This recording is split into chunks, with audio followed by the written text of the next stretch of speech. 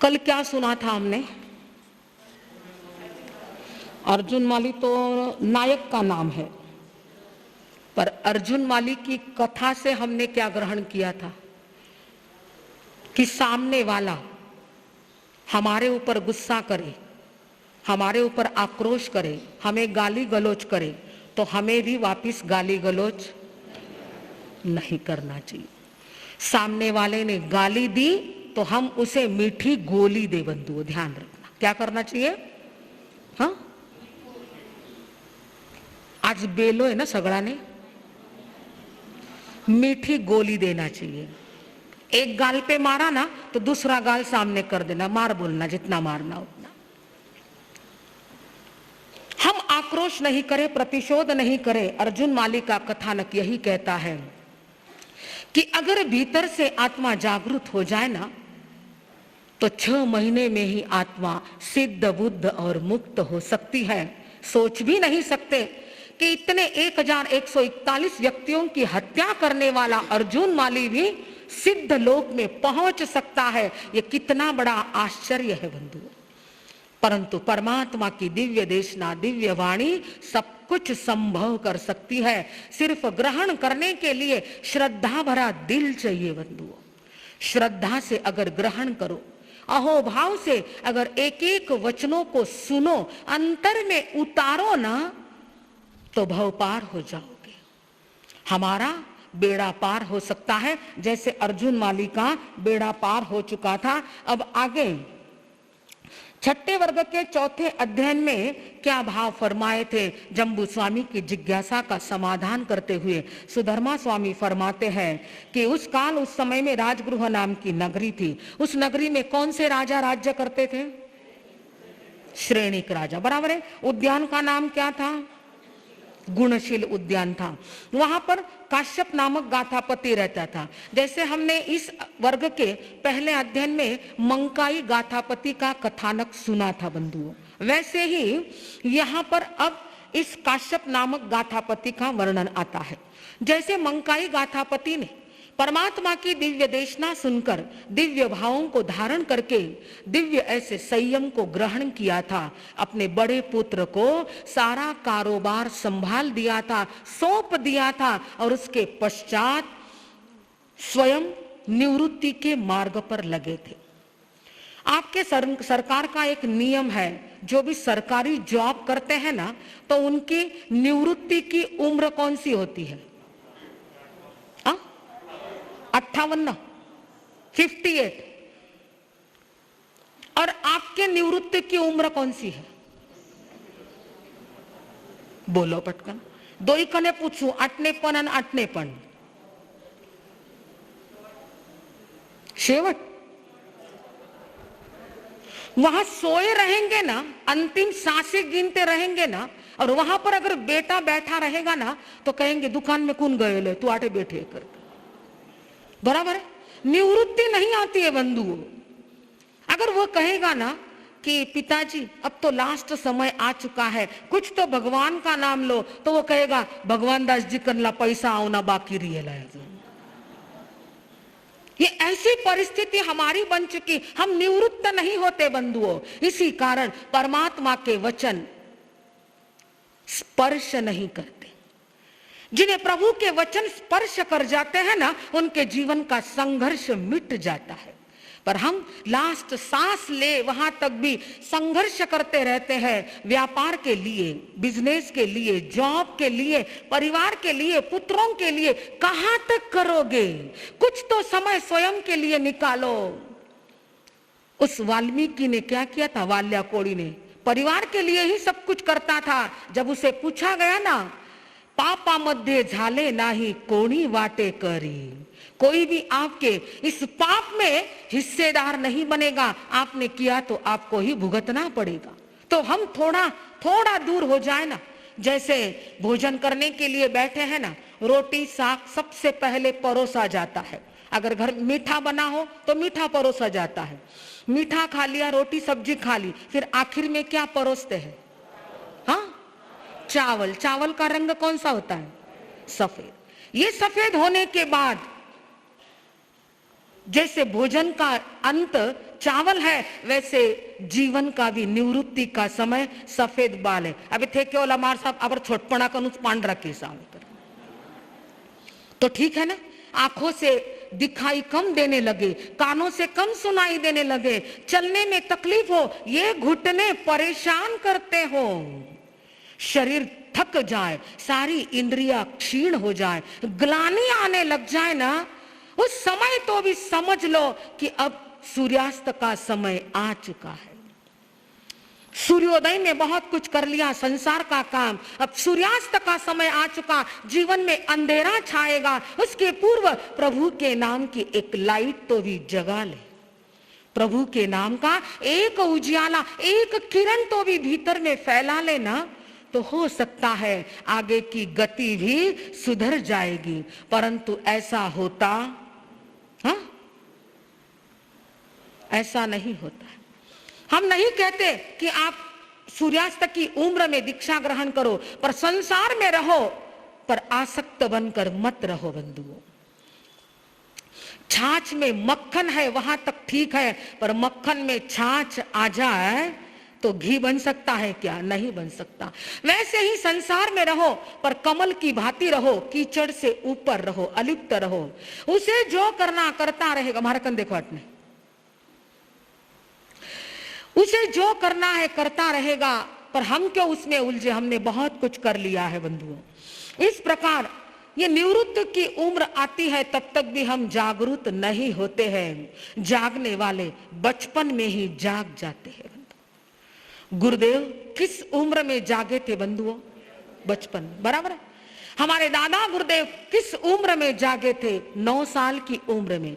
हमारे तृतीय पट्टधर आचार्य देवेंद्र मुनि जी अपनी 9 साल की उम्र में ही जाग गए थे बंधुओं. बचपन में जाग जाते हैं, पर हम 55 में भी, हाँ, अब इसो क्यों जागा ला मार साहब, इसको तो बोलो, जागोगे ना? जागना चाहिए. कहां तक संसार के पीछे भागोगे? अब भागना बंद करो और जागना शुरू कर दो.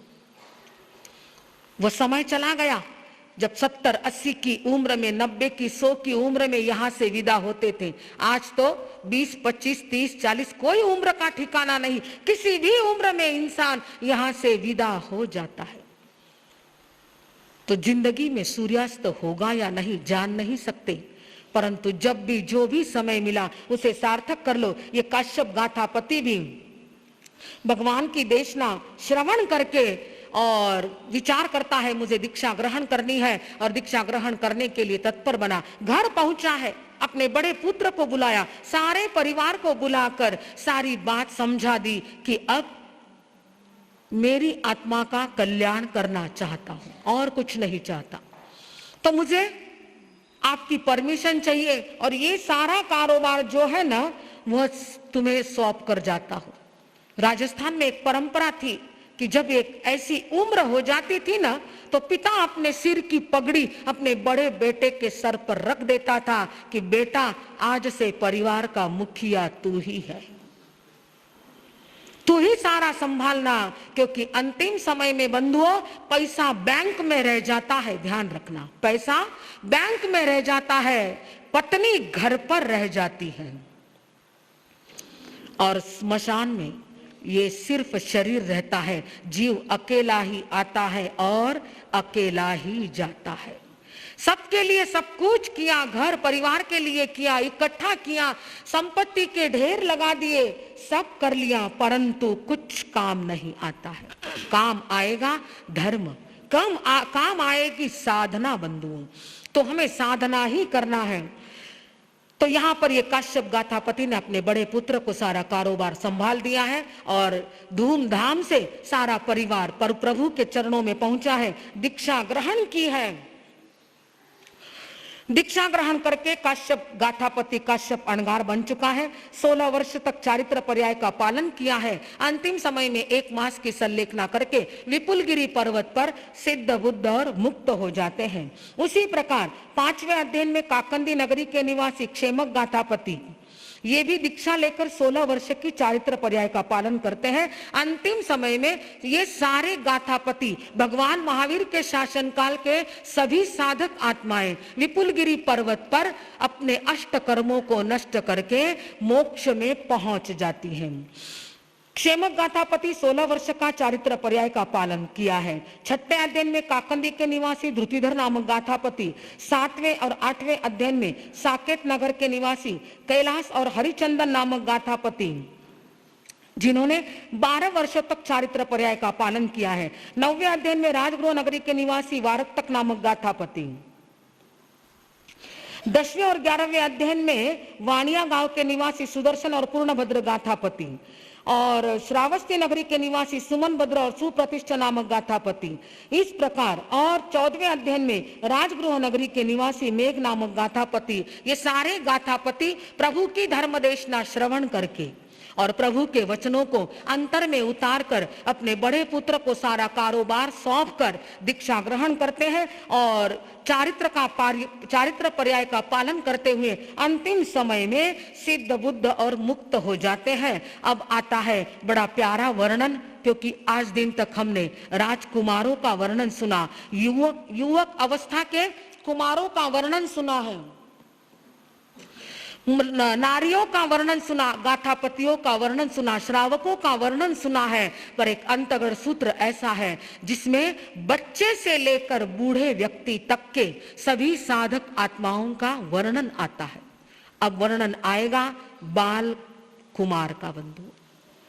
हम सोचते हैं ना कि बच्चे क्या कर सकते हैं बंधु, बच्चे सब कुछ कर सकते हैं। आवश्यकता है उन्हें योग्य रीति से मार्गदर्शन करने की, योग्य संस्कार देने की, जीवन बनाने की, जीवन घड़ाने की बंधुओं। जीवन अगर बनाया जाए, घड़ाया जाए, तराशा जाए, संवारा जाए ना, तो आपका बेटा भी अयवंता कुमार बन सकता है। सिर्फ सपना देखेंगे, बच्चा ऐसा बनना चाहिए, वैसा बनना चाहिए, सपने देखने से कुछ नहीं होता है। उन सपनों को साकार करने के लिए प्रयत्न तो हमें ही करना होगा, समय तो हमें ही देना होगा। और संस्कार की बात मैंने बहुत बार प्रवचन में कह दी।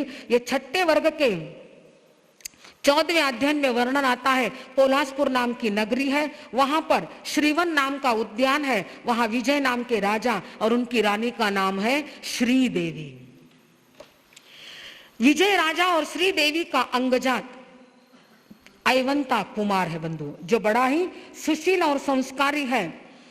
भगवान महावीर ग्रामानुग्राम विचरण करते हुए इस पोलासपुर नाम की नगरी में पधार जाते हैं। गौतम स्वामी गोचरी लेने के लिए परमात्मा प्रभु महावीर की आज्ञा लेकर निकल पड़े हैं और ऊंच नीच मध्यमाइम कुलाइम घर समुदानस भिक्षाय रियाय।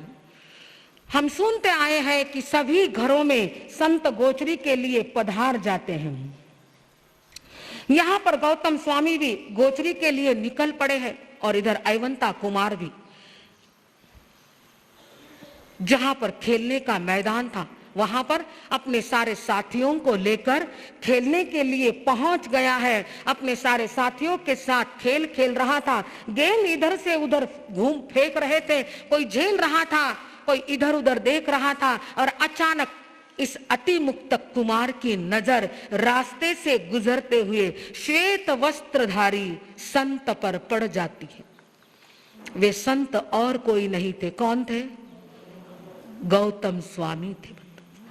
उसने दूर से देखा कि ऐसे श्वेत वस्त्र में कौन जा रहा, उनके हाथ में क्या है। एक बाल सुलभ जिज्ञासा इस अयवंता कुमार के मन में जागृत हो जाती है और वह सारे खेल को छोड़कर दौड़ा दौड़ा पहुंच जाता है। कहां पर? जहां गौतम स्वामी जा रहे थे ना, वहां पर पहुंच गया और उनसे पूछता है, आप कौन हो, आप रहते कहाँ हो, ये आपके हाथ में क्या है, ये आपने सफेद वस्त्र क्यों पहने हैं, क्या बात है।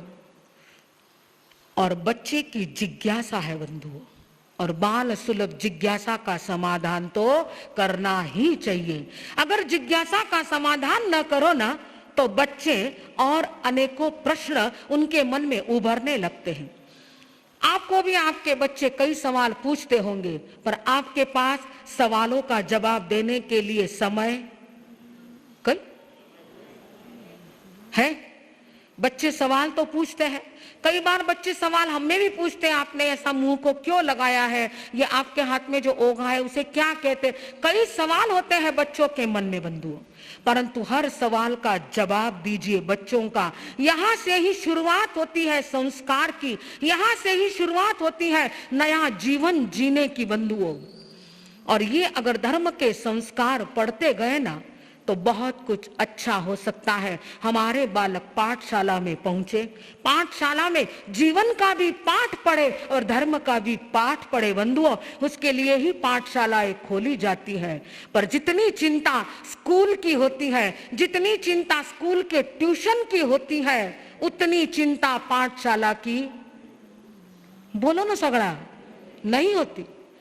अगर पाठशाला में भेजने की बात आती, बापजी टाइमच नहीं मिले, उरो टाइम घणो शेड्यूल घणो पक्को है, स्कूल में आए कि दूध पीवनो, दूध पिए कि क्लास में जाऊनो, क्लास में आए कि खेलन जानो, खेलने आए कि दूसरा क्लास में जानो, टाइमच नहीं मिले। जितनी चिंता उसकी उतनी चिंता जीवन की नहीं बंधु। अगर स्कूल में पढ़ाओगे, कॉलेज में पढ़ाओगे तो जॉब मिलेगी, पैसे कमाएगा, पर अगर संस्कार की पाठशाला में भेजोगे ना तो जीवन जीने के संस्कार मिलेंगे और आपके साथ ही उसका व्यवहार अच्छा रहेगा बंधु। ये सारा पाठशाला में सदगुरु के पास ही सिखा जाता है। अपने बच्चों को धर्म स्थानक में लेकर आइए, संतों के पास लेकर आइए, संतों की नजर भी उन पर पड़े ना तो भी बच्चे का जीवन ऊंचा बन सकता है, आदर्श बन सकता है। पर बच्चों के पास क्या नहीं है? हाँ, टाइम नहीं है। रविवार भी रहो न रहे ना तो भी बच्चों के पास टाइम नहीं। ऐसे कौन है यहाँ पर जो अपने बच्चों को हर सैटरडे संडे संतों के दर्शन करने के लिए लेकर आते हैं बंधु? थोड़ी चिंता स्वयं की करो, आपका ही बुढ़ापा सुखमय गुजरे, ऐसा अगर आप चाहते हो तो अपने बच्चों को लेकर आओ। नहीं आता है जबरदस्ती लेकर आओ। ट्यूशन को जबरदस्ती भेजते हो या नहीं? समय होता है बच्चा सोया हुआ रहेगा तो उसको उठाकर भेजते हो। वैसे नींद में सोए हुए बच्चे को उठाकर पाठशाला में भेजते हो क्या? नहीं, चिंता नहीं होती वहां पर, क्योंकि कहीं नहीं, वो तो सीख ले मार सब बड़ो हुआ पचे किसो भी सीख ले करके। आप बार तो ये शिक्षण जरूरी, क्योंकि ये कंपटीशन है, ये स्पर्धा का युग है बंधुओं। पर ध्यान रखना, जीवन की परीक्षा में आपका बेटा फेल न होने पाए, उसका भी ध्यान रखो। परीक्षा की जिंदगी तो गुजार लेगा, जिंदगी की परीक्षा में आपके संस्कार ही काम आएंगे, आपका व्यवहार ही काम आएगा। यहाँ पर अति मुक्त कुमार, जिसके मन में बाल सुलभ जिज्ञासा हुई है, ये कौन है, ये कहाँ जा रहे, इनके हाथ में क्या है? कई बार होता क्या है, दर्शन के लिए कोई आते हैं, छोटे छोटे बच्चे होते हैं, जो महिलाएं होती है वो टच कर लेती है, हमारे पांवों को स्पर्श कर लेती है। भूल से बच्चा भी स्पर्श कर लेता है, ध्यान रखो, भूल से बच्चा भी स्पर्श करता है, आप तुरंत हो हल्ला कर लेते हो, नहीं नहीं नहीं नहीं। ऐसा करने से बच्चा डर जाता है, ध्यान रखो।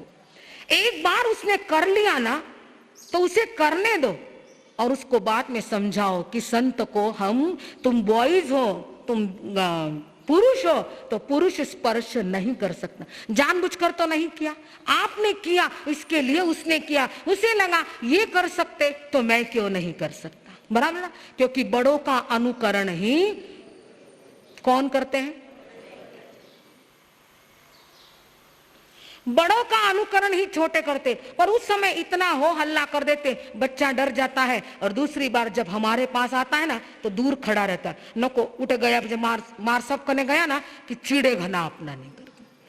ऐसी गलत बात मत करना, उसे समझाओ प्यार से, घर से निकलते वक्त ही समझाना कि बेटा हम मारा साहब के पास जा रहे ना तो उनको टच नहीं करना, तुम बॉयज हो तो बॉयज टच नहीं कर सकते। और संत आए तो वो भी बात समझा दो कि यहाँ पर तुम पैरों को स्पर्श कर सकते हो। समझाते तो नहीं पर हो हल्ला कर देते हैं और बच्चे के मन में डर बिठा देते हो। ऐसा डर मत बिठाओ।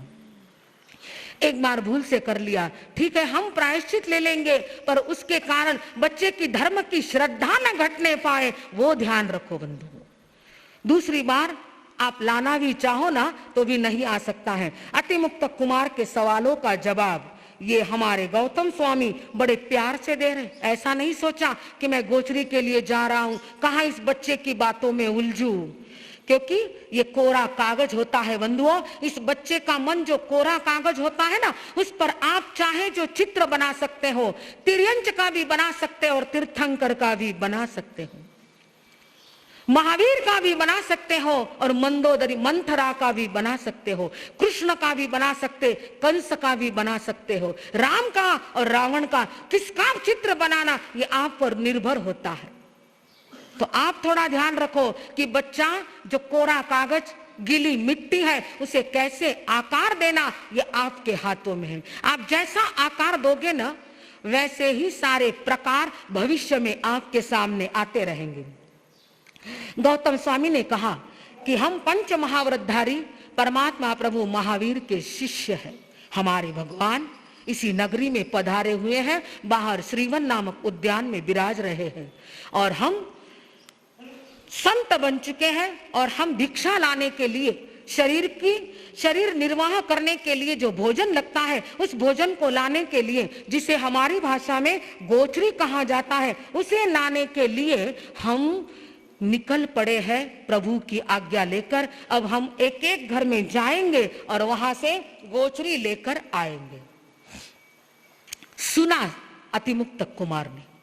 सुनने के बाद वो कहता है कि क्या आप मेरे घर चलोगे? गौतम स्वामी ने कहा ठीक है चलो, कोई हर्जा नहीं। और ऐसा कहकर ये अतिमुक्त कुमार गौतम स्वामी की क्या पकड़ता है। और आपके बेटे बेटियां अगर हमारी अंगुली पकड़े तो टेंशन आएगा कि चिंता मुक्त हो जाओगे? टेंशन आवर बोट पकड़े हाथ पकड़ने देर लागणार नहीं। પછી याव्याना साथेच बोलो ना, डर लागे ना, पर ध्यान रखना दीक्षा ले नहीं ले वो बहुत आगे की बात है, पर मन में भाव तो आज संत के पंच महाव्रतधारी की अंगुली पकड़ी है तो उनके कुछ शुभ वाइब्रेशन तो उस बच्चे के भीतर आ सकते हैं। अंगुली पकड़कर जा रहा है। आज अतिमुक्त के चेहरे पर क्या आनंद है, क्या खुशी है, क्या प्रसन्नता है। आज मेरे घर भगवान आ रहे हैं। इतनी खुशी, इतनी प्रसन्नता उस अतिमुक्तक के मन में है और चल रहा है गौतम स्वामी के साथ कदम से कदम मिलाकर। कौन जानता है भविष्य कि अभी कदम से कदम मिलाकर चलने वाला आगे जाकर हमेशा के लिए परमात्मा का शिष्य बन जाएगा। और दूर से देखा श्रीदेवी ने, मेरा बेटा प्रभु को लेकर आ रहा है, संत को लेकर मेरे घर पर आ रहा है। वह नीचे उतरी है अपने महल से। सतत पयाईम अणुगच्छई अणुगच्छई ता। 7-8 कदम जिस रास्ते से मुनिराज गौतम स्वामी आ रहे थे उसी रास्ते से आगे बढ़ी है। और आगे बढ़ने के बाद नीचे रास्ते में 3 बार तिखुत्तों के पाठ से वंदना नहीं की। वंदना कितने प्रकार की? बोलो सगला, कितने प्रकार की? जघन्य वंदना कौन सी होती है? मथेण वंदामी। मध्यम वंदना और उत्कृष्ट वंदना इच्छामी कमा समणो। रास्ते में जब भी संत दिखाई देना तो जघन्य वंदना कर लेना, मथेण वंदामी। संत देखे नहीं देखे उसकी चिंता मत करना कि हमने तो संत को देखा और मथेण वंदामी बोला पर संत ने हमारी ओर देखा भी नहीं। ऐसे विचार आए ना, समझ लेना कर्म निर्जरा के स्थान पर कर्म बंद हो गया है। वो देखे नहीं देखे आपके मन में शुभ भाव थे, आपने वंदन कर लिए हैं। ये श्रीदेवी जघन्य वंदना करती है और वंदना करने के पश्चात गौतम स्वामी को अपने महल की ओर लेकर जाती हैं। जहां पर रसोई घर था वहां पर पहुंच जाती हैं। आज की भाषा नहीं थी, किचन में नहीं लेकर गई, रसोई घर में लेकर गई थी। रसोई घर क्यों कहते हैं? जहां रस बरसता है ना उसे रसोई घर कहते हैं, और जहां किचकिच होती है ना उसे किचन कहा जाता है। आप क्या कहते हो? रसोई घर कहते कि किचन कहते? मार सब किचन अटने नहीं अटने हैं करके। हाँ, पहले तो चौका भी बोलते थे, बराबर है ना। जहां चारों प्रकार के रस मिलते थे बंधुओं, वो चौका होता था, पर आज किचन बन गया है। पता नहीं और भी कई इतने ऐसे शब्द आ चुके हैं बंधुओं कि जिसका ही अर्थ जीवन में घर में नजर आता है। चौका था ना तो सारे चारों हिलमिल कर रहते थे, पूरा परिवार हिलमिल कर रहता था। रसोई घर में रस मिलता था ना तो सारे प्रेम से भोजन करते थे। और अब किचन आ गया ना, सबका टाइम भी अलग और भोजन करते समय भी दिमाग में शांति किसके? भोजन करने के लिए बैठे हैं ना तो भी मन में कुछ न कुछ चलता रहता है। पर पहले जब रसोई घर में नीचे मांडी डालकर भोजन करते थे ना तो बड़े आनंद से भोजन होता था। कोई चिंता नहीं, कोई टेंशन नहीं, जो खा रहे ना उसका रस लेकर खाते थे तो शरीर मजबूत बनता था। आज तो इधर कवल है और इधर कान पर, बराबर। क्या खाते क्या नहीं खाते कुछ पता नहीं चलता। और अगर मैच हो ना भारत पाकिस्तान की,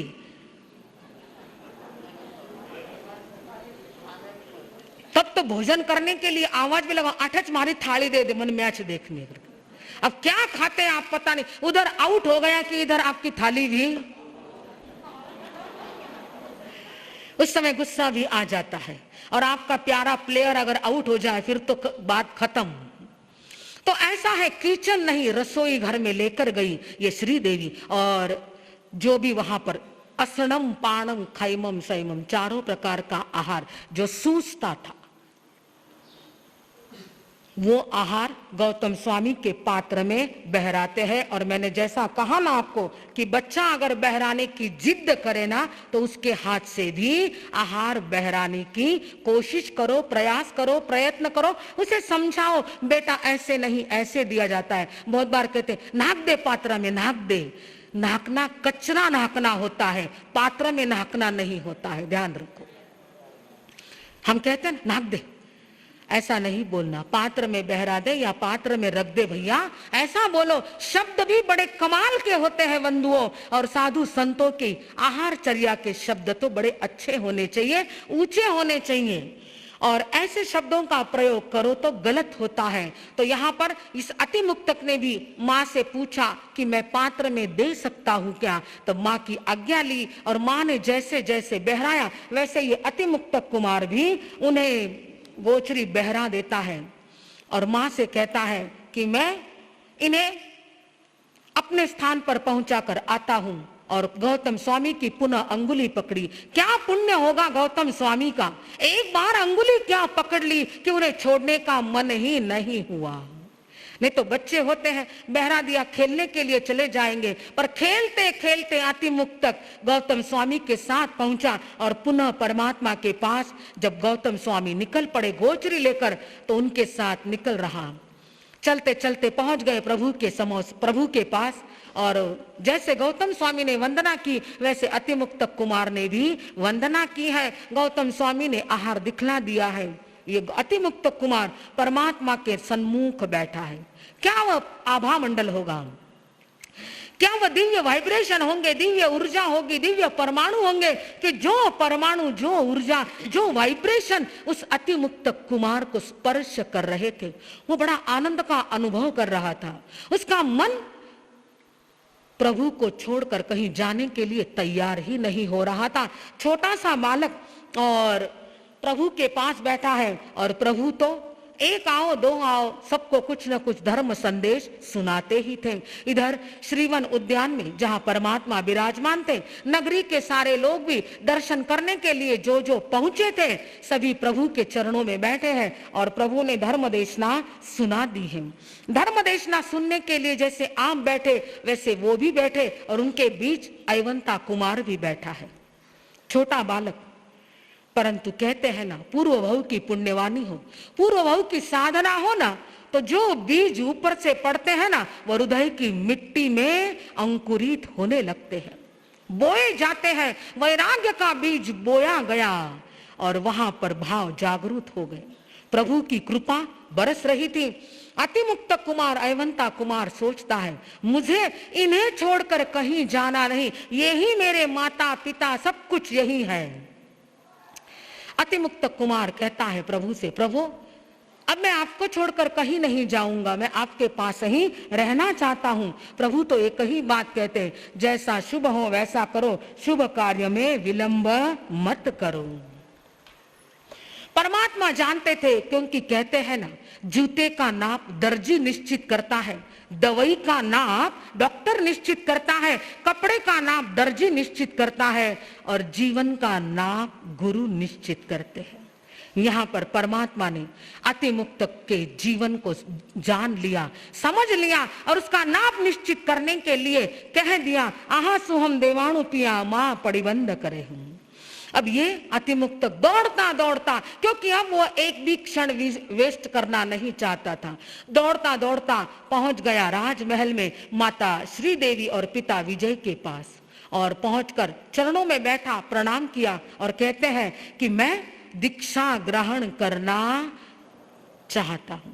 बच्चा दीक्षा ग्रहण करना चाहता है। अगर ऐसे आपका बेटा और बेटी कह दे स्थानक से आकर कि मैं दीक्षा लेने की मेरी इच्छा है, तो दूसरे दिन आप स्थानक में भेजोगे? नहीं। क्यों? शादी करोगे तो 2 कुल का ही नाम रोशन होगा, और दीक्षा लेगे तो जिन शासन का नाम होगा। जिन शासन ऐसे नहीं मिलता, बड़ी पुण्यवानी होती है तब जिन शासन मिलता है, अन्यथा ये सरकार के शासन में तो आप जीते ही जीते हो, पर कभी जिन शासन का भी आनंद लो। जिन शासन के आंगन में, प्रांगण में आओ तो पता चले आत्मा पर शासन परमात्मा ने कैसे किया था। हम भी उस कला को सीखने का प्रयास करें। ये गति मुक्त कुमार ने माता पिता से कहा। माता पिता कहते, बेटा तुम क्या समझते हो, तुम तो बच्चे हो, तुम्हें क्या पता दीक्षा क्या होती है, संयम क्या होता है। वहां लोच करना पड़ता है, वहां पैदल चलना पड़ता है, वहां गोचरी लानी पड़ती, कभी गोचरी मिलती है, कभी नहीं भी मिलती है, कभी भूखा भी रहना पड़ता है। तुम इस दर्द को, इस कष्ट को क्या जानो, क्या समझो। और आप लोग भी कहते ना, बाप जी दीक्षा लेवने कहीं नहीं, पण लोच करनो घनो। हाँ बोलो ना, कठिन है। ये करते हो तब क्या होता है? ब्यूटी पार्लर में जाकर करते हो ना, वहां वेदना नहीं होती, यहां होती। आपके प्रसूति की वेदना तो हमारी लोच की वेदना में कोई मायना नहीं रखती बंधुओं। आपकी वेदना बड़ी भयंकर होती है, हमारी तो वेदना से कर्म निर्जरा होती है। ध्यान रखना, लोच जितना करोगे उतने कर्मों की निर्जरा होगी बंधुओं, उतना पुण्य का बंध होगा, कर्म क्षय होंगे। हंसते हंसते करें, बड़ा आनंद आता है लोच करने में बंधुओं। यहां पर अति मुक्त कुमार से माता पिता तो प्रश्न करते हैं कि बेटा तुम क्या समझते हो। तब अति मुक्तक ने कहा, जिसे मैं जानता हूं उसे मैं नहीं जानता, और जिसे मैं नहीं जानता हूं उसे मैं जानता हूं। अपने बेटे के मुख से ऐसी रहस्य भरी बात सुनी और माता पिता आश्चर्य में पड़ गए। अरे एक आधे घंटे के लिए प्रभु के पास क्या पहुंचा, और ये तो बड़ी रहस्य की बात करने लग गया। जिसे मैं जानता हूं उसे मैं नहीं जानता, और जिसे मैं नहीं जानता हूं उसे मैं जानता हूं। बेटा ऐसा क्या है, हम समझ नहीं पा रहे कि तुम क्या कहना चाहते हो। तब अति मुक्त कुमार कहता है, माता पिता मेरे मन की बात कहूं कि जिसे मैं जानता हूं कि जो जन्मा है वो मृत्यु को एक न एक दिन प्राप्त तो करने ही वाला है। इस संसार में कोई अमर बनकर नहीं आया है, ये तो मैं जानता हूं, परंतु किस समय, कहां, कैसे और कितने समय के पश्चात वो इस दुनिया से विदा होगा ये मैं नहीं जानता हूं।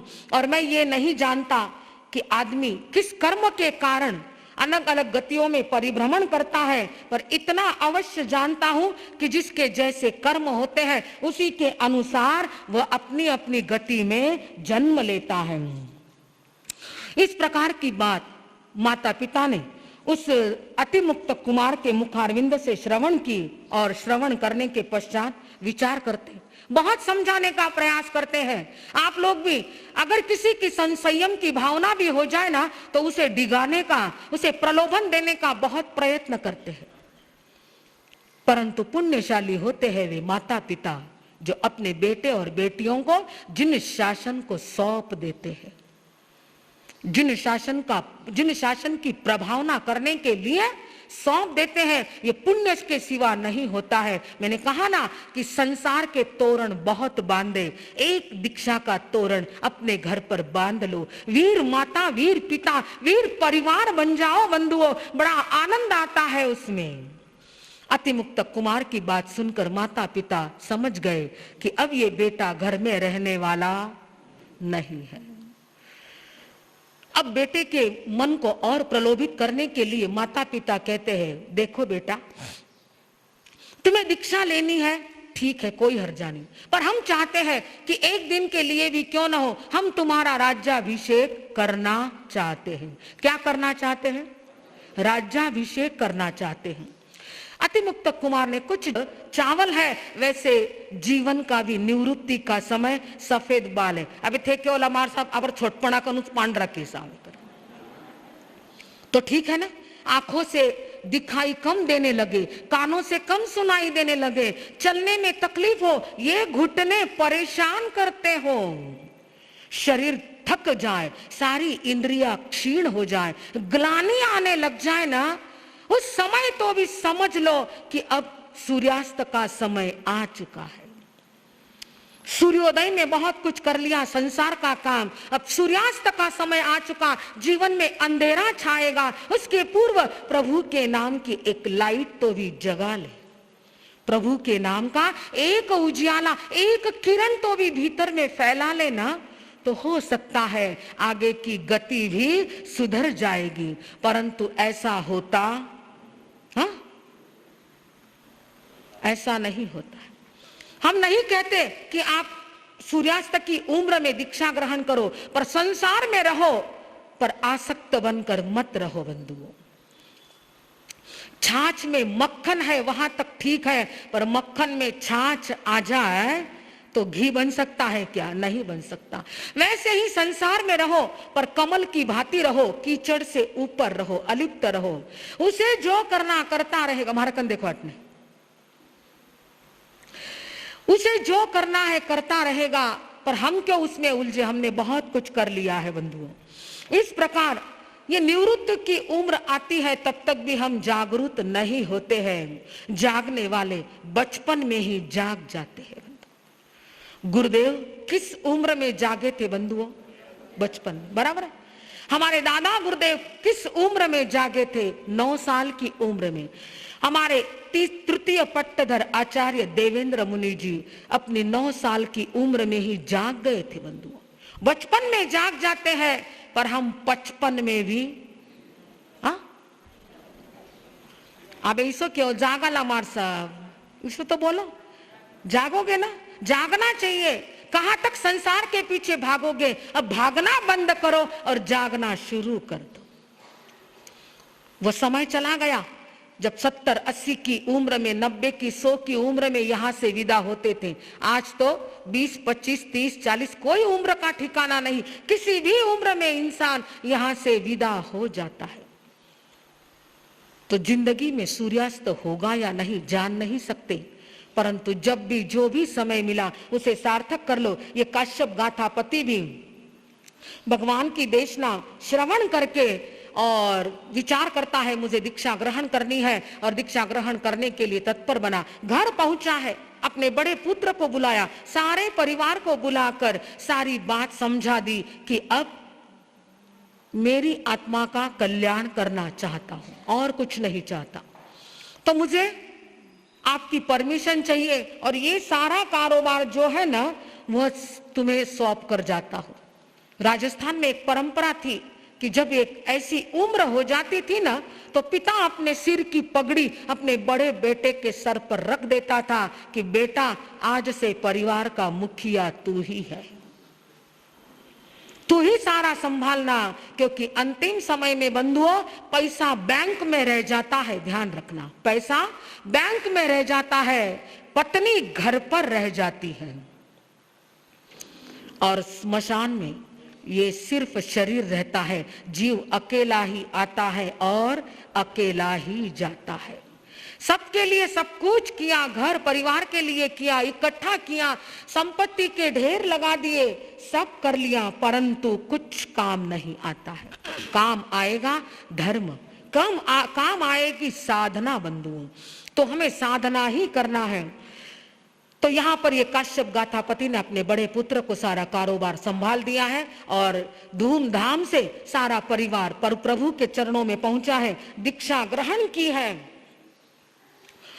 दीक्षा ग्रहण करके काश्यप गाथापति काश्यप अणगार बन चुका है। 16 वर्ष तक चारित्र पर्याय का पालन किया है। अंतिम समय में 1 मास की संलेखना करके विपुलगिरी पर्वत पर सिद्ध बुद्ध और मुक्त हो जाते हैं। उसी प्रकार 5वें अध्ययन में काकंदी नगरी के निवासी क्षेमक गाथापति ये भी दीक्षा लेकर 16 वर्ष की चारित्र पर्याय का पालन करते हैं। अंतिम समय में ये सारे गाथापति भगवान महावीर के शासनकाल के सभी साधक आत्माएं विपुलगिरी पर्वत पर अपने अष्ट कर्मों को नष्ट करके मोक्ष में पहुंच जाती हैं।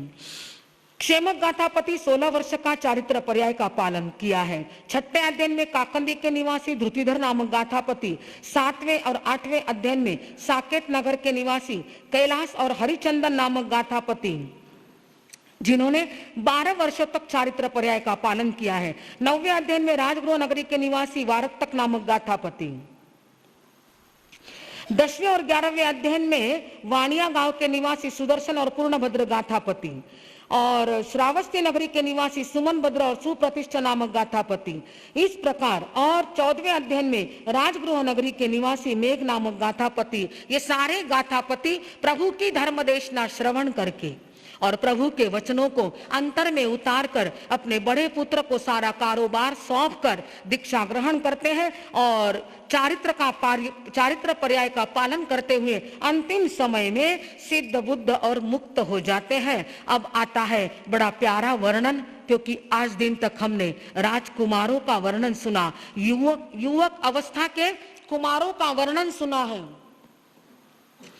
नारियों का वर्णन सुना, गाथापतियों का वर्णन सुना, श्रावकों का वर्णन सुना है। पर एक अंतगढ़ सूत्र ऐसा है जिसमें बच्चे से लेकर बूढ़े व्यक्ति तक के सभी साधक आत्माओं का वर्णन आता है। अब वर्णन आएगा बाल कुमार का बंधु। हम सोचते हैं ना कि बच्चे क्या कर सकते हैं बंधु, बच्चे सब कुछ कर सकते हैं। आवश्यकता है उन्हें योग्य रीति से मार्गदर्शन करने की, योग्य संस्कार देने की, जीवन बनाने की, जीवन घड़ाने की बंधुओं। जीवन अगर बनाया जाए, घड़ाया जाए, तराशा जाए, संवारा जाए ना, तो आपका बेटा भी अयवंता कुमार बन सकता है। सिर्फ सपना देखेंगे बच्चा ऐसा बनना चाहिए, वैसा बनना चाहिए, सपने देखने से कुछ नहीं होता है। उन सपनों को साकार करने के लिए प्रयत्न तो हमें ही करना होगा, समय तो हमें ही देना होगा। और संस्कार की बात मैंने बहुत बार प्रवचन में कह दी। ये 6ठे वर्ग के 14वें अध्ययन में वर्णन आता है। पोलासपुर नाम की नगरी है, वहां पर श्रीवन नाम का उद्यान है, वहां विजय नाम के राजा और उनकी रानी का नाम है श्रीदेवी। विजय राजा और श्रीदेवी का अंगजात अयवंता कुमार है बंधु, जो बड़ा ही सुशील और संस्कारी है। भगवान महावीर ग्रामानुग्राम विचरण करते हुए इस पोलासपुर नाम की नगरी में पधार जाते हैं। गौतम स्वामी गोचरी लेने के लिए परमात्मा प्रभु महावीर की आज्ञा लेकर निकल पड़े हैं और ऊंच नीच मध्यमाइन कुलाइन घर समुदानस भिक्षाय रियाय। हम सुनते आए हैं कि सभी घरों में संत गोचरी के लिए पधार जाते हैं। यहां पर गौतम स्वामी भी गोचरी के लिए निकल पड़े हैं और इधर अयवंता कुमार भी। जहां पर खेलने का मैदान था वहां पर अपने सारे साथियों को लेकर खेलने के लिए पहुंच गया है। अपने सारे साथियों के साथ खेल खेल रहा था। गेंद इधर से उधर घूम फेंक रहे थे, कोई झेल रहा था, कोई इधर उधर देख रहा था। और अचानक इस अति मुक्त कुमार की नजर रास्ते से गुजरते हुए श्वेत वस्त्रधारी संत पर पड़ जाती है। वे संत और कोई नहीं थे, कौन थे? गौतम स्वामी थे। उसने दूर से देखा कि ऐसे श्वेत वस्त्र में कौन जा रहा, उनके हाथ में क्या है। एक बाल सुलभ जिज्ञासा इस अयवंता कुमार के मन में जागृत हो जाती है और वह सारे खेल को छोड़कर दौड़ा दौड़ा पहुंच जाता है। कहां पर? जहां गौतम स्वामी जा रहे थे ना, वहां पर पहुंच गया और उनसे पूछता है, आप कौन हो, आप रहते कहां हो, ये आपके हाथ में क्या है, ये आपने सफेद वस्त्र क्यों पहने हैं, क्या बात है। और बच्चे की जिज्ञासा है बंधुओं, और बाल सुलभ जिज्ञासा का समाधान तो करना ही चाहिए। अगर जिज्ञासा का समाधान न करो ना, तो बच्चे और अनेकों प्रश्न उनके मन में उभरने लगते हैं। आपको भी आपके बच्चे कई सवाल पूछते होंगे, पर आपके पास सवालों का जवाब देने के लिए समय कई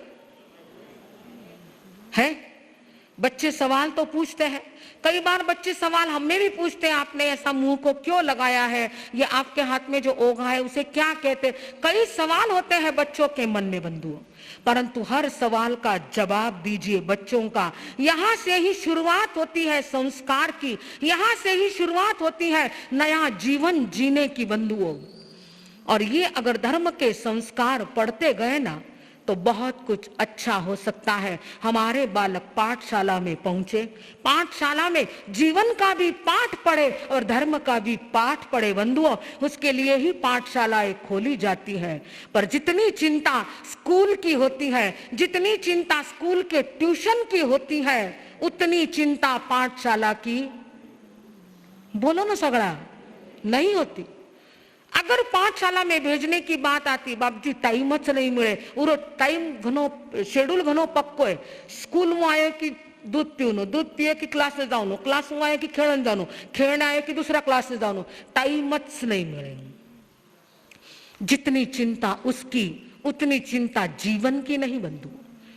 अगर स्कूल में पढ़ाओगे, कॉलेज में पढ़ाओगे तो जॉब मिलेगी, पैसे कमाएगा, पर अगर संस्कार की पाठशाला में भेजोगे ना, तो जीवन जीने के संस्कार मिलेंगे और आपके साथ ही उसका व्यवहार अच्छा रहेगा बंधु। ये सारा पाठशाला में सदगुरु के पास ही सिखा जाता है। अपने बच्चों को धर्म स्थानक में लेकर आइए, संतों के पास लेकर आइए, संतों की नजर भी उन पर पड़े ना, तो भी बच्चे का जीवन ऊंचा बन सकता है, आदर्श बन सकता है। पर बच्चों के पास क्या नहीं है? हाँ, टाइम नहीं है।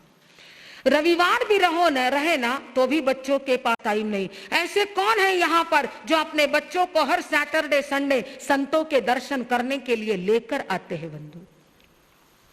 थोड़ी चिंता स्वयं की करो, आपका ही बुढ़ापा सुखमय गुजरे, ऐसा अगर आप चाहते हो तो अपने बच्चों को लेकर आओ। नहीं आता है जबरदस्ती लेकर आओ।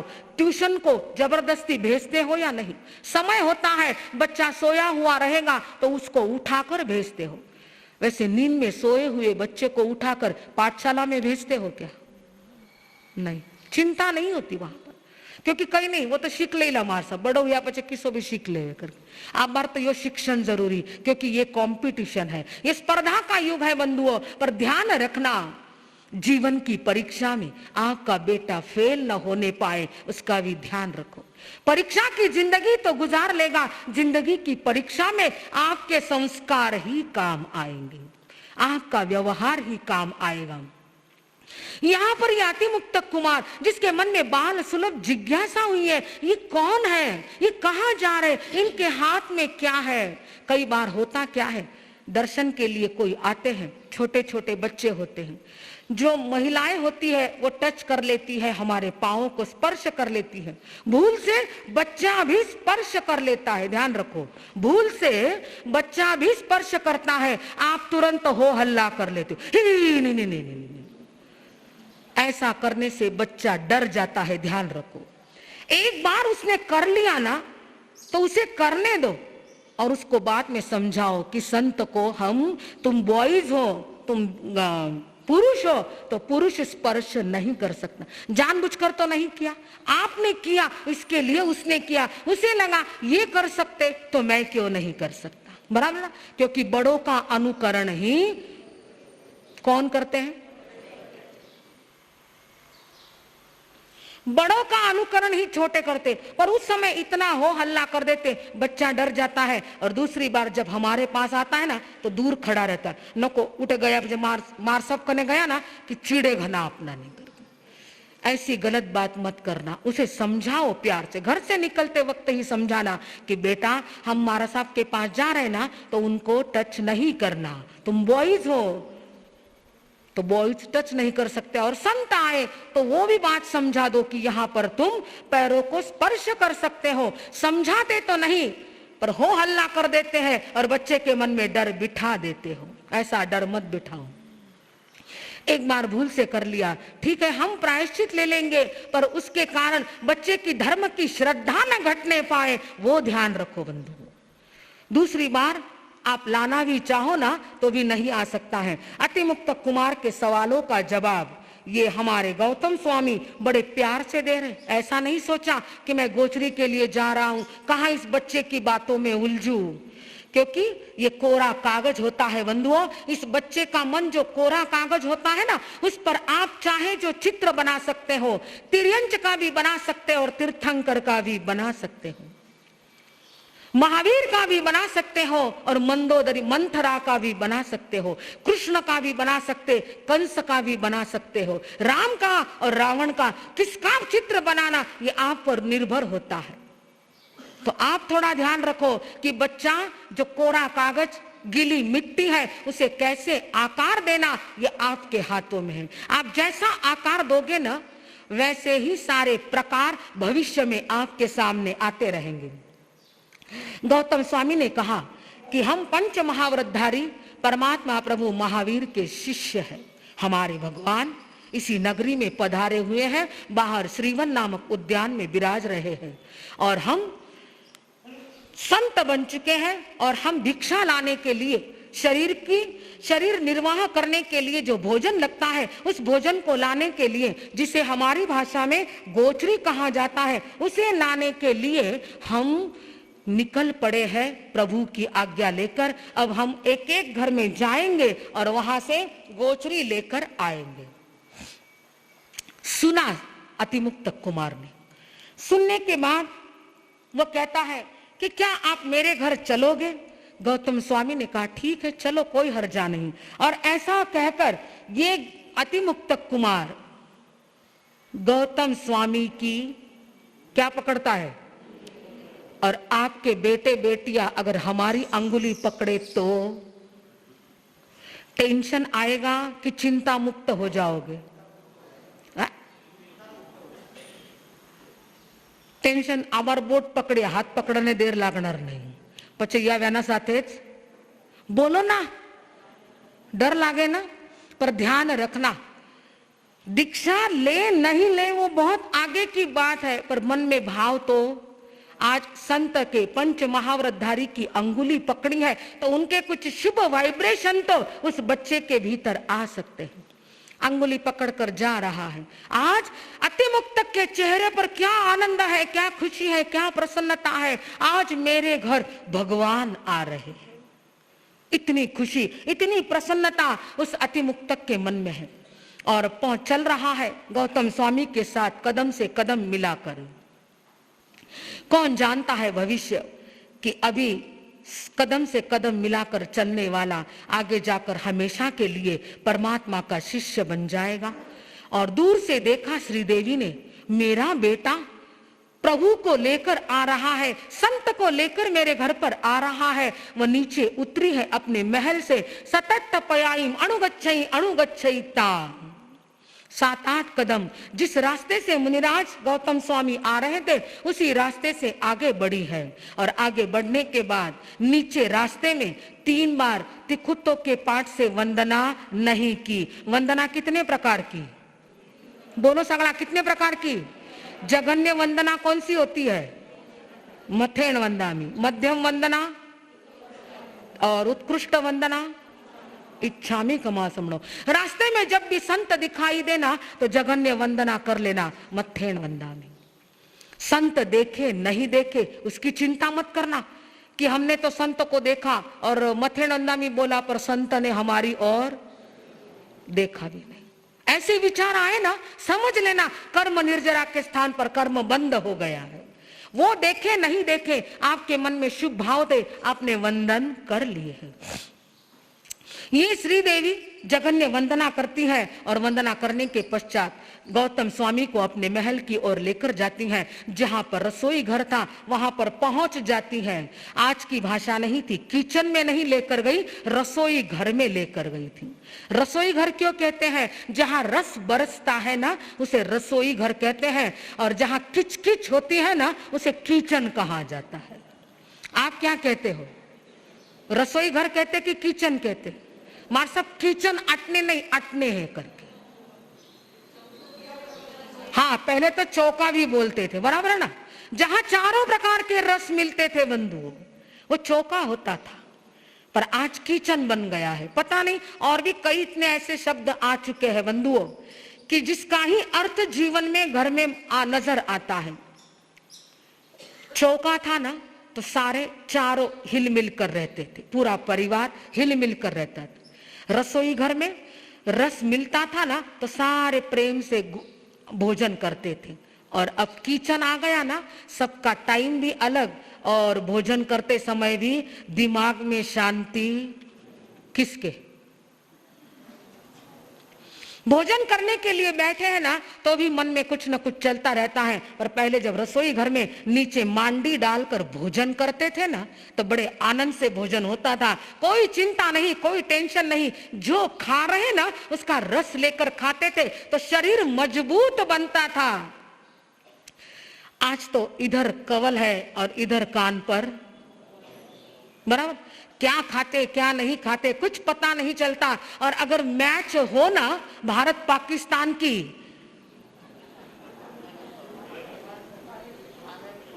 तब तो भोजन करने के लिए आवाज भी लगा, अटच मारी थाली दे दे मन मैच देखने। अब क्या खाते हैं आप पता नहीं, उधर आउट हो गया कि इधर आपकी थाली भी। उस समय गुस्सा भी आ जाता है। और आपका प्यारा प्लेयर अगर आउट हो जाए फिर तो बात खत्म। तो ऐसा है, किचन नहीं रसोई घर में लेकर गई ये श्रीदेवी। और जो भी वहां पर असनम पाणम खैमम सैमम चारों प्रकार का आहार जो सूसता था, वो आहार गौतम स्वामी के पात्र में बहराते हैं। और मैंने जैसा कहा ना आपको कि बच्चा अगर बहराने की जिद करे ना तो उसके हाथ से भी आहार बहराने की कोशिश करो, प्रयास करो, प्रयत्न करो, उसे समझाओ बेटा ऐसे नहीं ऐसे दिया जाता है। बहुत बार कहते नाक दे पात्र में, नाक दे। नाकना कचरा नाकना होता है, पात्र में नाकना नहीं होता है, ध्यान रखो। हम कहते हैं नाक दे, ऐसा नहीं बोलना। पात्र में बहरा दे या पात्र में रख दे भैया, ऐसा बोलो। शब्द भी बड़े कमाल के होते हैं बंधुओं। और साधु संतों की आहारचर्या के शब्द तो बड़े अच्छे होने चाहिए, ऊंचे होने चाहिए। और ऐसे शब्दों का प्रयोग करो तो गलत होता है। तो यहाँ पर इस अति मुक्तक ने भी माँ से पूछा कि मैं पात्र में दे सकता हूँ क्या? तो माँ की आज्ञा ली और माँ ने जैसे जैसे बहराया वैसे ये अति मुक्तक कुमार भी उन्हें गोचरी बहरा देता है। और माँ से कहता है कि मैं इन्हें अपने स्थान पर पहुंचा कर आता हूं। और गौतम स्वामी की पुनः अंगुली पकड़ी। क्या पुण्य होगा गौतम स्वामी का, एक बार अंगुली क्या पकड़ ली कि उन्हें छोड़ने का मन ही नहीं हुआ। नहीं तो बच्चे होते हैं, बहरा दिया, खेलने के लिए चले जाएंगे, पर खेलते खेलते अति मुक्तक गौतम स्वामी के साथ पहुंचा। और पुनः परमात्मा के पास जब गौतम स्वामी निकल पड़े गोचरी लेकर तो उनके साथ निकल रहा। चलते चलते पहुंच गए प्रभु के पास। और जैसे गौतम स्वामी ने वंदना की वैसे अति मुक्तक कुमार ने भी वंदना की है। गौतम स्वामी ने आहार दिखला दिया है। ये अति मुक्तक कुमार परमात्मा के सन्मुख बैठा है। क्या वह आभा मंडल होगा, क्या वह दिव्य वाइब्रेशन होंगे, दिव्य ऊर्जा होगी, दिव्य परमाणु होंगे कि जो परमाणु, जो ऊर्जा, जो वाइब्रेशन उस अति मुक्तक कुमार को स्पर्श कर रहे थे, वो बड़ा आनंद का अनुभव कर रहा था। उसका मन प्रभु को छोड़कर कहीं जाने के लिए तैयार ही नहीं हो रहा था। छोटा सा बालक और प्रभु के पास बैठा है और प्रभु तो एक आओ दो आओ, सबको कुछ न कुछ धर्म संदेश सुनाते ही थे। इधर श्रीवन उद्यान में जहां परमात्मा विराजमान थे, नगरी के सारे लोग भी दर्शन करने के लिए जो जो पहुंचे थे, सभी प्रभु के चरणों में बैठे हैं और प्रभु ने धर्म देशना सुना दी है।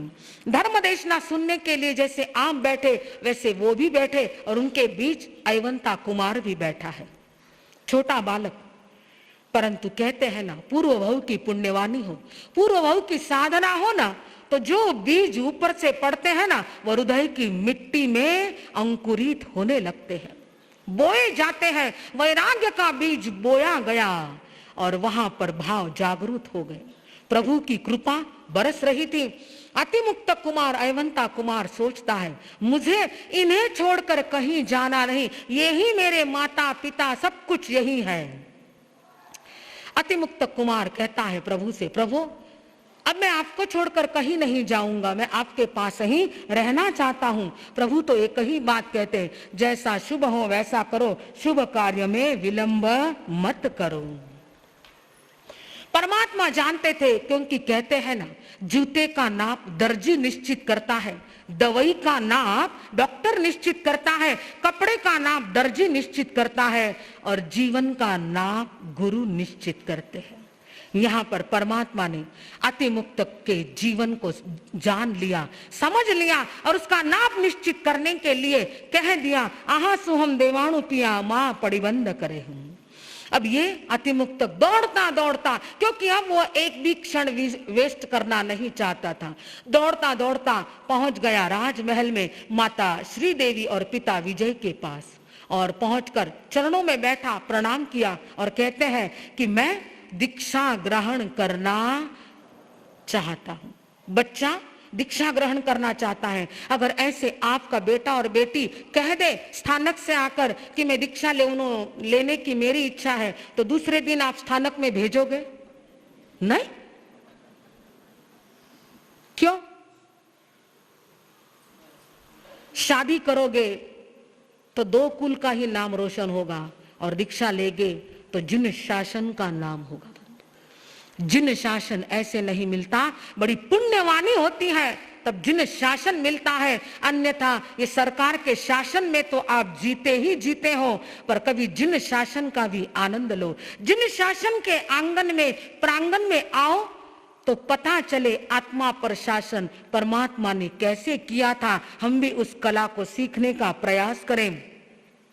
ये अतिमुक्त कुमार ने माता पिता से कहा। माता पिता कहते, बेटा तुम क्या समझते हो, तुम तो बच्चे हो, तुम्हें क्या पता दीक्षा क्या होती है, संयम क्या होता है। वहां लोच करना पड़ता है, वहां पैदल चलना पड़ता है, वहां गोचरी लानी पड़ती, कभी गोचरी मिलती है कभी नहीं भी मिलती है, कभी भूखा भी रहना पड़ता है।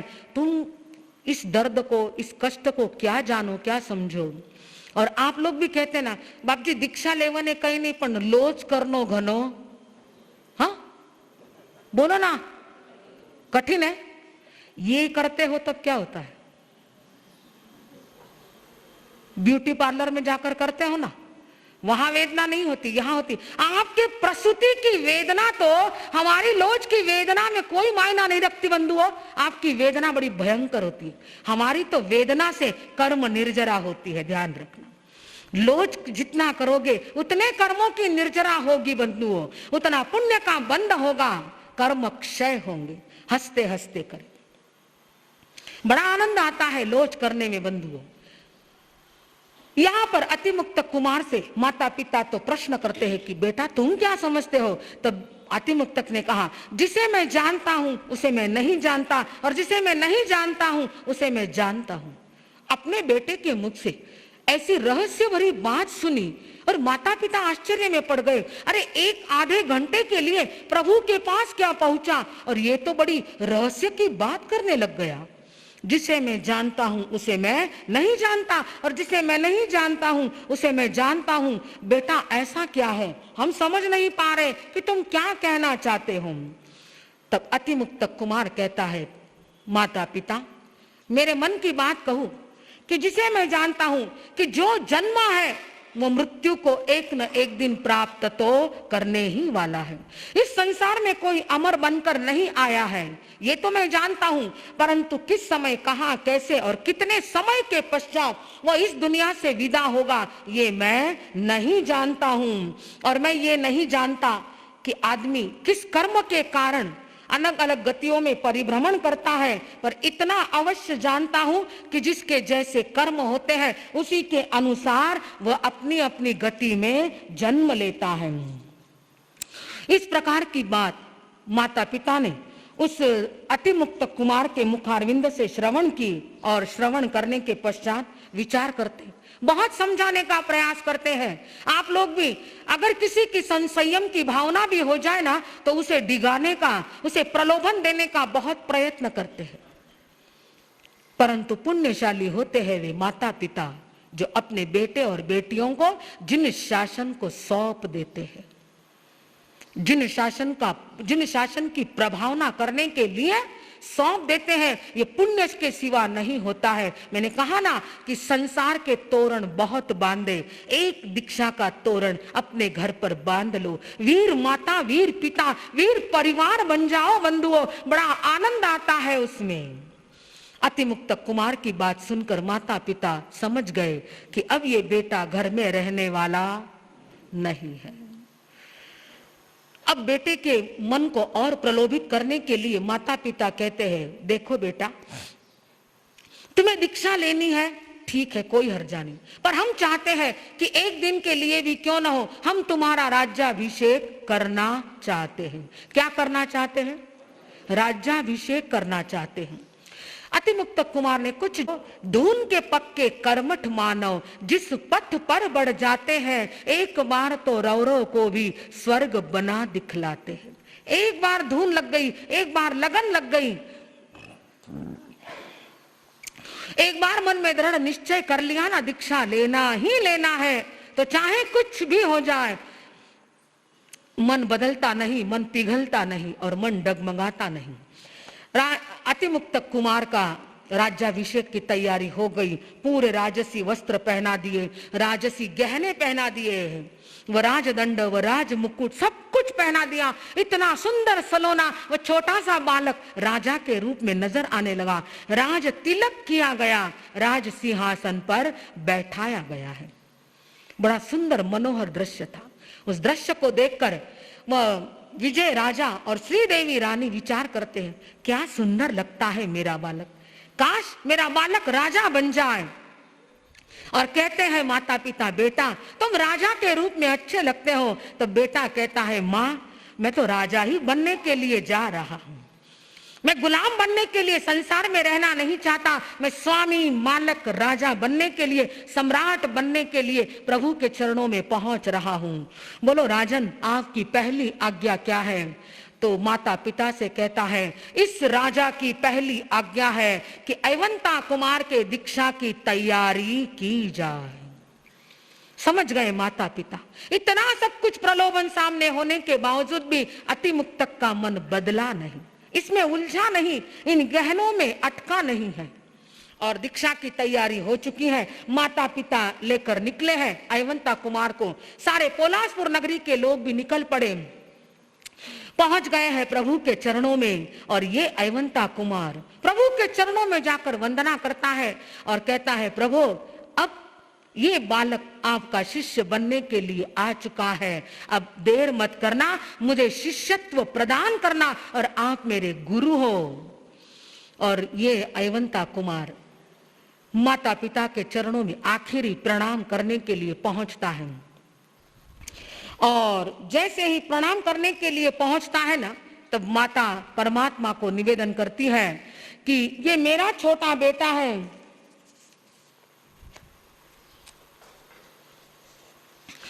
इसे संभालना। सुनो सुनो हो मारा प्रभु वर्षा, सुनो सुनो हो मारा प्रभु वर्षा, मारी एक विनंती सुन जो जी, मारी एक विनंती सुन जो जी, सुनो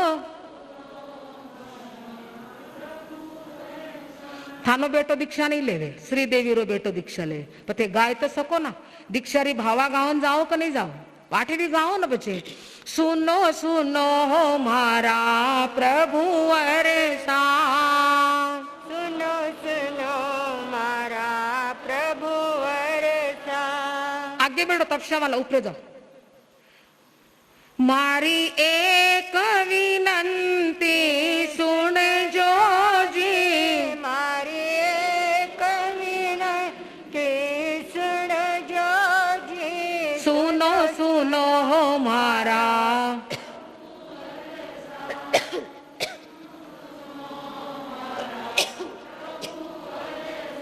मारा बेटारी काया है कोमल,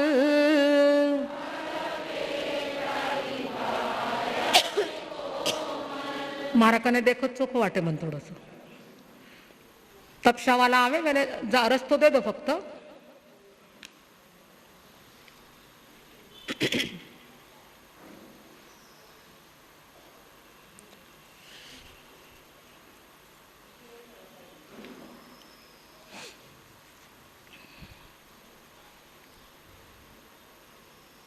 बीच में नको बैठ जाओ, थोड़ा साइड में सरक जाओ, अजून तपशावाला आइल ना थोड़ा सा साइड में सरक जाओ, थोड़ा सा बस। मारा बेटारी काया है कोमल, बोलो। मारा बेटारी काया है कोमल, उन्हें ज्यादा विहार मत कराई जो जी, उन्हें ज्यादा विहार मत कराए जो जी। सुनो सुनो हमारा प्रभु वरेसा, बोलो।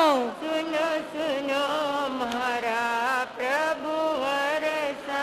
मारा बेटारी उम्र है छोटी, मारा बेटारी उम्र है छोटी, उन्हें ज्यादा तपस्या मत कराई जो जी, उन्हें ज्यादा तपस्या मत कराई जो जी। सुनो सुनो मारा प्रभु वर जी। बेटी की शादी होती है तब ब्याही बहन जी को भी कहते हैं ना, हमारा बेटी ने संभाल जो, क्यों कि नहीं, क्यों नहीं, क्यों इतना हड़ू क्यों बोलो बच्चे, क्यों कि नहीं। पूरी कई गलती हुई असल तो माफ कर जो, कहते हो ना। वैसे ही यहाँ पर अति मुक्तक की माँ कहती है, गुरु प्रभु मेरा बेटा बहुत छोटा है, मेरे छोटे बेटे को दीक्षा लेने की भावना हुई, वो दीक्षा तो ले रहा पर उसे ज्यादा तपस्या मत कराना, मेरा लाडला है, मेरे कलेजे की कोर है प्रभु, मैं आपको सौंप रही हूँ, उसे ज्यादा विहार मत कराना, उसे संभालना, उसे माता पिता का प्यार देना। बंधु ये माता पिता की ममता होती है, वात्सल्य होता है, इस कारण वो बोलते रहते हैं। बंधु प्रभु तो सुन रहे थे और प्रभु जानते थे कि ये तो चरम शरीरी जीव है, ये तो इसी भाव में मोक्ष जाने वाली आत्मा है। और ये अति मुक्तक माता पिता के चरणों में प्रणाम करके, वेश परिवर्तन करके, लुंचन करके प्रभु के सामने जाकर खड़ा है बंधुओं। और खड़ा होने के बाद प्रभु से विनंती करता है कि मुझे वो दीक्षा का मंत्र सुना दो, मुझे और कुछ नहीं चाहिए, मैं आपके चरणों में सदा सदा के लिए रहना चाहता हूं, मुझे ऐसा वर दे दो, गुणगान करूं तेरा, इस बालक के सिर पे प्रभु हाथ रहे तेरा। क्या कहता है अतिमुक्तक, मुझे ऐसा वर दे दो, गुणगान करूं तेरा, इस बालक के सिर पे प्रभु हाथ रहे तेरा। गाओ ना, हाथ रहे, थल्ले चाहिए कि हाथ। अरे प्रभु का हाथ मिले ना तो कोई टेंशन ही नहीं रहेगा। प्रभु हाथ रहे, बस एक ही चाहना है अति मुक्त की, और कुछ नहीं। मुझे कुछ नहीं चाहिए प्रभु, बस आपका हाथ सदा सर्वदा मेरे सर पर होना चाहिए, बस इतना ही वर दो, और कुछ आपसे मांगता नहीं। और परमात्मा ने अति मुक्तक को करेमी भंते का मंत्र सुना दिया। छोटा सा इधर उधर दौड़ने वाला, खेलने वाला बालक मुनि बन गया, अति मुक्तक मुनि, अति मुक्तक अणगार बन गया। बंधुओं, दीक्षा तो ग्रहण कर ली। दीक्षा ग्रहण करने के पश्चात अब सारे स्थविर मुनियों के साथ संयम की साधना का आनंद लूटता है, पर है तो आखिर बालक ही है, बच्चा ही है बंधुओं। और बच्चे की बाल क्रीड़ाएं तो होती ही रहती है। हालांकि बड़ा सजग था, सावधान था, परंतु बालक ही था। एक बार ऐसे ही बरसात के दिन थे, चतुर्मास का अवसर था, और बरसात के दिनों में सुबह सुबह ठंडिल की भूमि के लिए पहुंच पड़े, बाहर जाने के लिए, शरीर के काम की निवृत्ति के लिए अपने स्थविर मुनियों के साथ ये निकल पड़ा है। अपनी छोटी सी पात्री है, हाथ में छोटी सी झोली है, सारे मुनियों के साथ निकल पड़ा है। अपने काम से निवृत्त होने के पश्चात बरसात के कारण जहां जहां गड्ढों में पानी इकट्ठा हुआ था ना, वहां ये अति मुक्तक अणगार पहुंच गया। अपनी पात्री उस पानी में डालता है।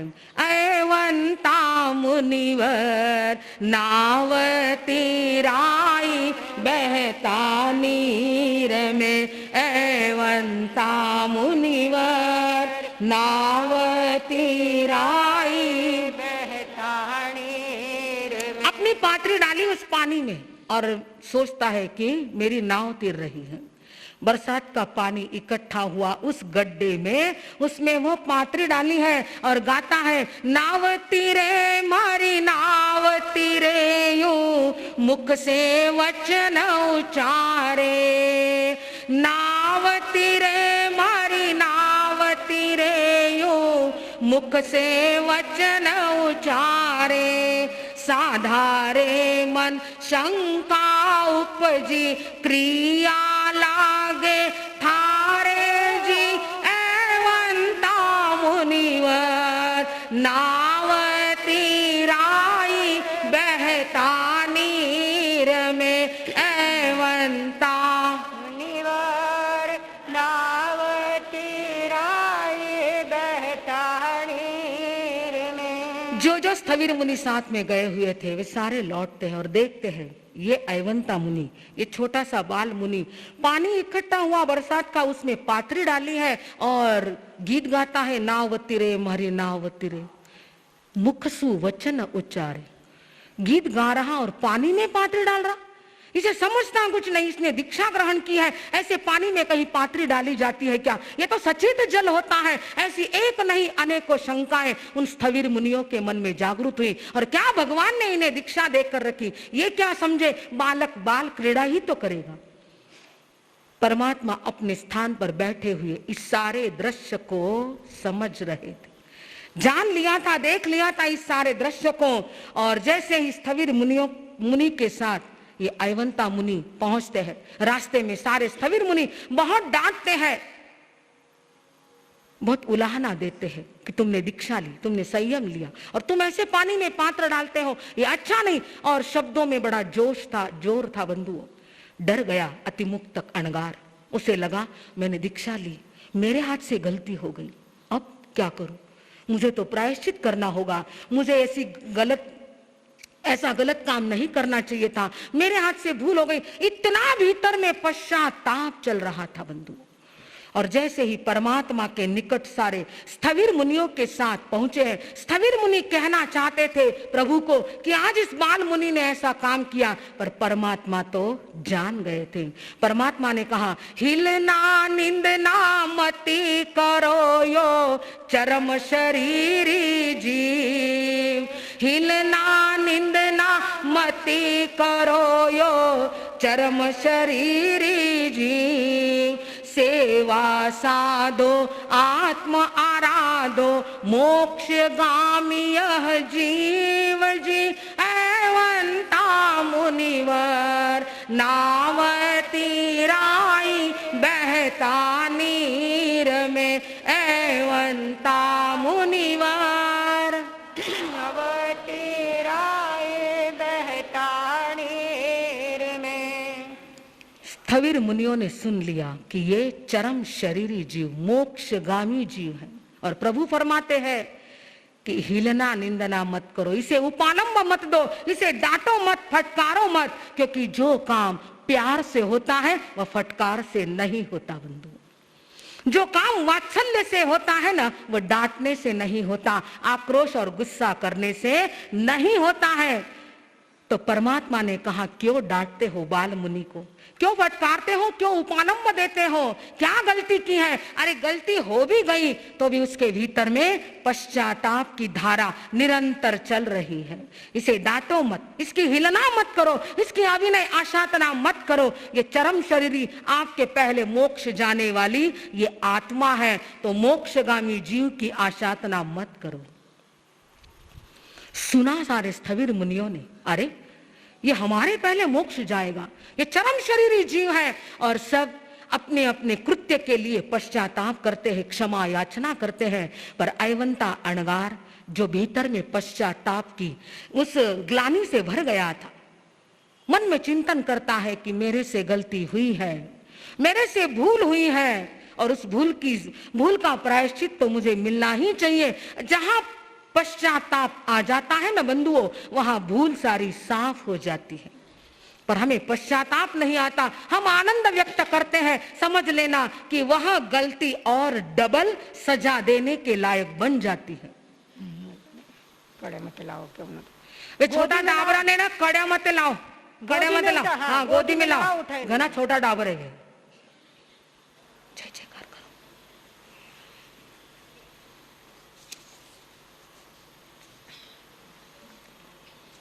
अरे वाह, आओ आओ।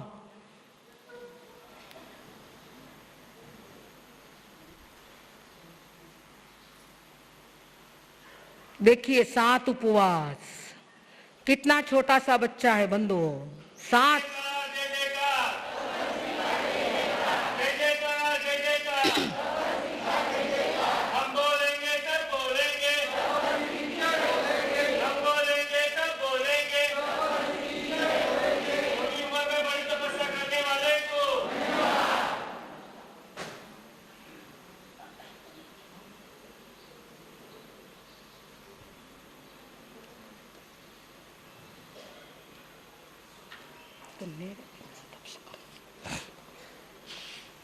पेट में देखने में छोटा हुआ, छोटे बच्चों को देखकर अपने आप हाथ जुड़ जाते हैं बंधुओं। धन्य है, सभी तपस्वियों को धन्य ही है, और उसमें ये छोटे बच्चे करते हो तो बड़ी विशेष बात है। हम भी बच्चे की ही बात सुन रहे बंधुओं।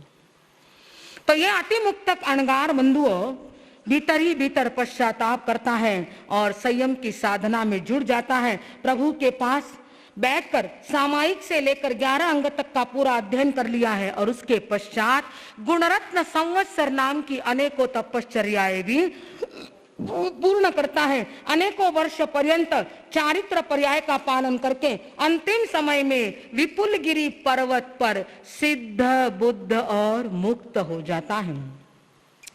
इस प्रकार छठे वर्ग के 15 अध्ययन तक सुना। 16वें अध्ययन में वर्णन आता है शासन काल परमात्मा प्रभु महावीर का। वाराणसी नाम की नगरी है, अलक्ष नाम के राजा है, वहां काम महावन नामक उद्यान है। उस अलक्ष राजा के शासनकाल में सब कुछ आनंद ही आनंद हो रहा था, और एक बार ग्रामानुग्राम विचरण करते हुए परमात्मा प्रभु महावीर का आगमन उस नगरी में हो जाता है, और ये राजन अलक्ष अपने सारे नगर निवासियों को लेकर दर्शनार्थ पहुंच जाते हैं। प्रभु के दर्शन करते हैं, वंदन करते हैं। सारी जनता बैठी है और परमात्मा प्रभु महावीर धर्म देशना सुनाते हैं।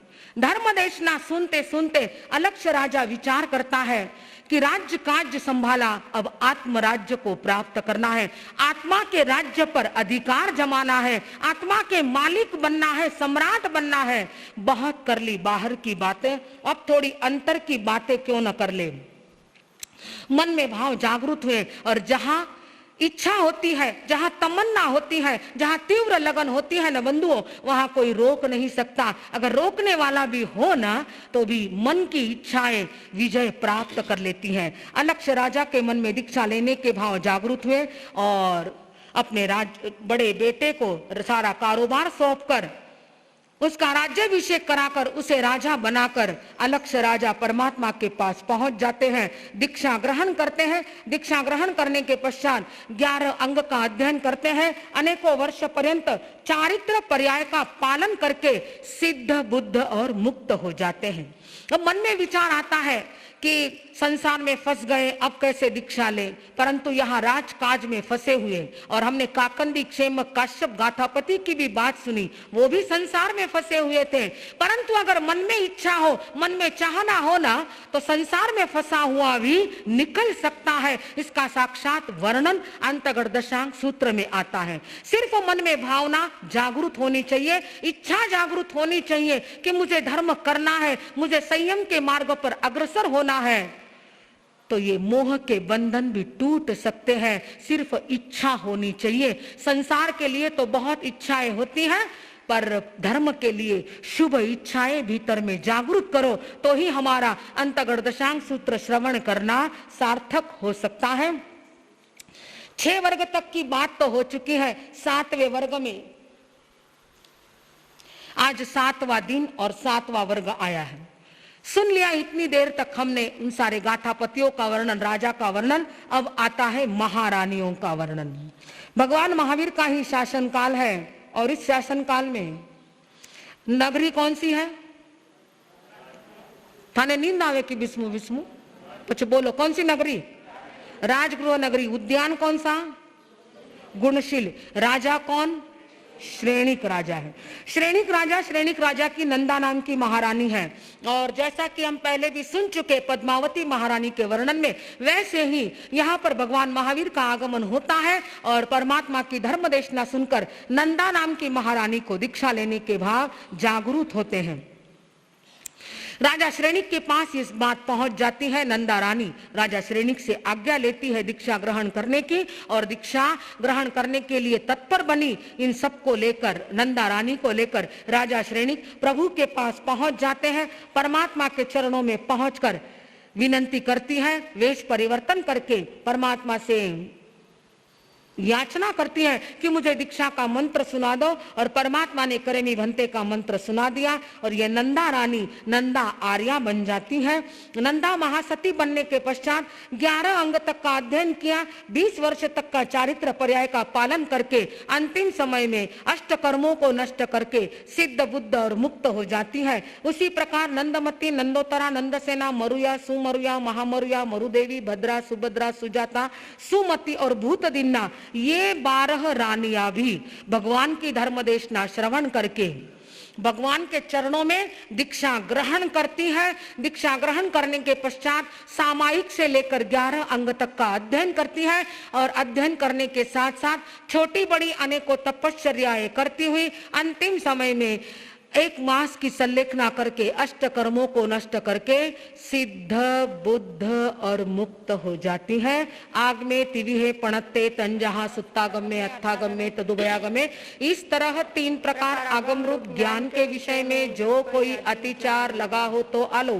जम वैदम वच्चामेलियम हिणक्षरम अचक्षरम पयहीणम विनयहीणम जोगहीणम घोषहीणम सुट्ठू दिन्नम दुट्ठू पड़िच्छियम अकाले कहो सज्जाओ काले न कहो सज्जाओ असज्जाए सज्जायम सज्जाए न सज्जायम। भणता गुणता विचारता ज्ञान और ज्ञानवंत की अविनय आशातना अभक्ति अपराध किया हो तो अनंत सिद्ध